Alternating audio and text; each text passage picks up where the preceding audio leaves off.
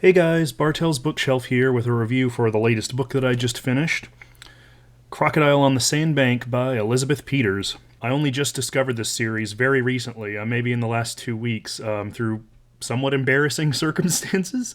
I was looking on a Reddit trying to find books with big, strong, masculine characters, because I like reading about people like that.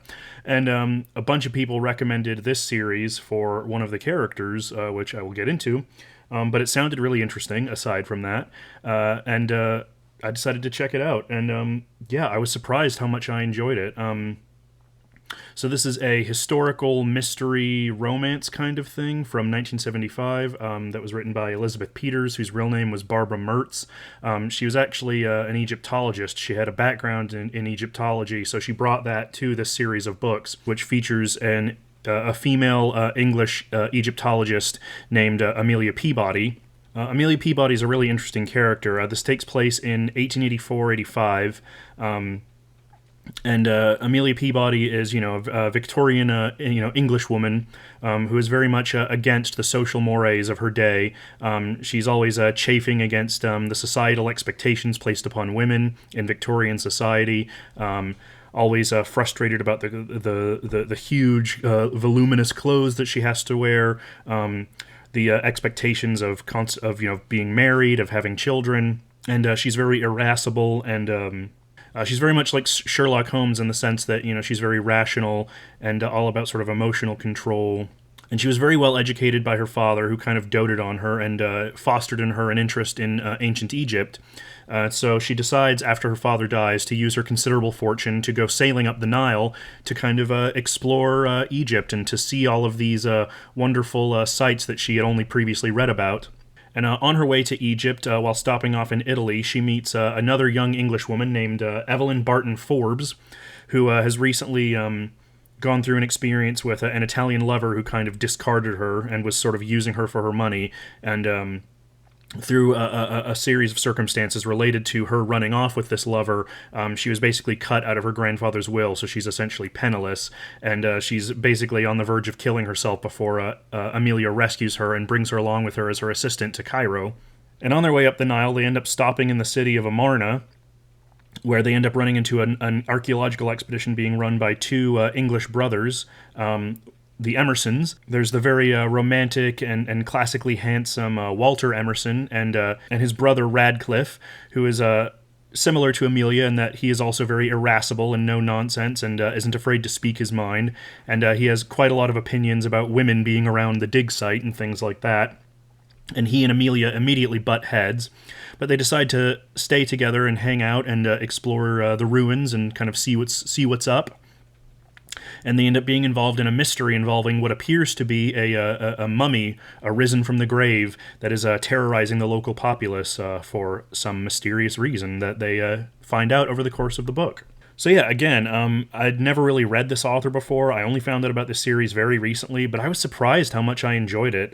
Elizabeth Peters was an American writer. She was from Michigan, but when I first started reading this, I thought for sure she had to be English. I just thought she captured that British sense of humor really well. There's just this overall sense of dry wit and sarcasm and double entendres, and this sort of a casually learned vibe to the way that everyone speaks, especially Amelia, since this is written from her perspective, that makes it really entertaining and fun to read. Like, they mention a lot of writers of sort of Egyptian adventure novels who are very popular at the time, like the German Georg Ebers, and there's several references to H. Rider Haggard and his sort of romantic adventure stories, and a lot of the characters sort of sardonically comment on the similarity of the mystery that they're currently in to one of these novels. So there's this kind of arch sort of referential nature to it, sort of very, very playful, that made it really entertaining. And what also surprised me about this is that I'm not usually a romance guy, especially heterosexual romance, but the sort of growing relationship between Amelia and Radcliffe in this book is just really, really fun to read. It's that classic kind of romance setup of, two people who are just very dour and grumpy and angry and they start off, kind of hating each other, but of course that the minute they see each other, they're in love, and they're just not going to admit it to one another, and they sort of substitute, barbed witticisms back and forth for sweet nothings, and it's just I found that really entertaining to read. And it was also entertaining in the sense that Amelia isn't like other girls, but I mean it's true in this case. She's very consciously written to sort of go against the grain of the popular Victorian image of femininity at the time, and it's just very fun to read this sort of somewhat modern woman with these very feminist ideals going up against this kind of serious, dour, very structured, rigid Victorian society, especially in how Radcliffe, as I said, is kind of a bit of a misogynist at first, and slowly kind of opens himself up to Amelia, even if he won't admit it. And yeah, just the barbs that they trade back and forth, the witticisms, that romantic tension just burning under the surface is very entertaining to read. And, as I mentioned at the beginning of the video, it kind of helps that, Emerson's a hottie.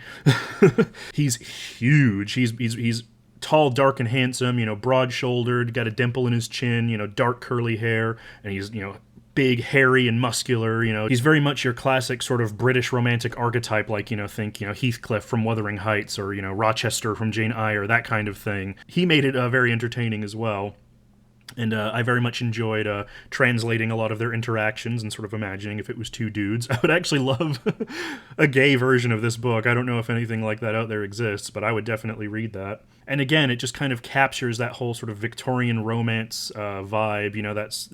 It feels kind of like it was written during that time period. I mean, despite the fact that Amelia has somewhat modern views, I mean, there was, feminism during that time. And she does make reference to sort of a contemporary feminist thinkers. It feels like something that was written in that time period, and it just captured that very well. And, along with the scenery of Egypt, the atmosphere was really, really well done. Although there's a funny bit where Amelia kind of comments on it, where she talks about not wanting to devolve into one of the many travelogues that have been written around this time that you can go read anywhere, So she'll be like describing how beautiful something is, and she'll kind of catch herself in the middle of it. And there's little sort of fourth wall kind of breaking things like that are really funny, where she's almost commenting on the narrative as she's telling it.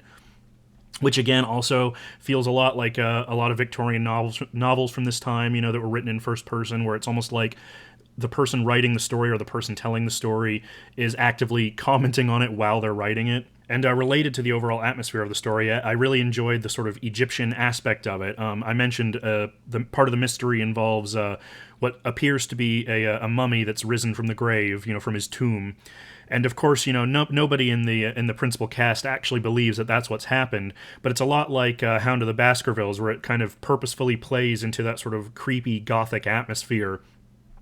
And there's lots of surprisingly spooky moments where Amelia is confronted with the risen mummy, and it's actually quite scary and gothic and spooky in the way that it's depicted. Even though she says herself she's a very rational person, she's still human, and she can't help but have these very dramatic thoughts as she's confronted with these images and these feelings. So that was another aspect that was really enjoyable about it. All of these aspects, the atmosphere, the tone, the characters, the romance, it all kind of just came together and made this really interesting, entertaining mix of historical mystery and romance that surprised me with how much I enjoyed it. In fact, I enjoyed it so much I went and bought the next few books in the series to give them a try eventually. And I also remembered, because I was looking up Elizabeth Peters, Barbara Mertz, and she also wrote under the name Barbara Michaels. And under that name, she wrote more, from what I understand, she wrote more traditional kind of gothic romances and thrillers and that kind of thing. One of which was this one,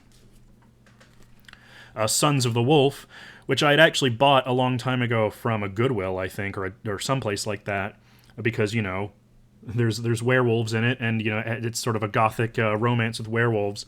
And I got rid of it a long time ago before I even read it, because I was cleaning out some of my books, and I was like, oh, that's probably just a generic gothic romance. I'm never going to read that. But I ended up liking this book so much that I went and bought another copy. So, hopefully I'll be reading that soon. And as well as the next few books in the series. I don't know if I'll read all of them, because there's like 20 of them. And I'm sure there's, diminishing returns, as there often is with longer series like this. But, this was just a wonderful, very pleasant surprise to me. Something that I started with really no expectations at all and ended up enjoying quite a lot, way more than I thought I would. So yeah, I'm definitely looking forward to digging into more of Elizabeth Peters / Barbara Michaels' work. And yeah, I'll be sure to review them as I get through them. So yeah, that was my thoughts on that. Hope you guys enjoyed. I'm trying to do more kind of standalone reviews and kind of maybe shorter videos rather than doing the super long recent reads. One, because it takes me a long time to read 3 or 4 books than it did before, so I don't want to wait like 3 or 4 weeks to put out a video. And and as I and related to that, it means I can put out videos faster and I'm less overwhelmed because I'm just talking about one book at a time rather than 4 books or 3 books. So yeah, I hope you guys enjoyed. Let me know what you think. Have you read this author or this series? What are your thoughts? Is there anything else kind of similar to this that you would recommend? Is there anything out there that's like this that's gay that you know of? And if there is, please let me know because I would love to read something like that. But yeah, until then, I'll talk to you guys later. Bye.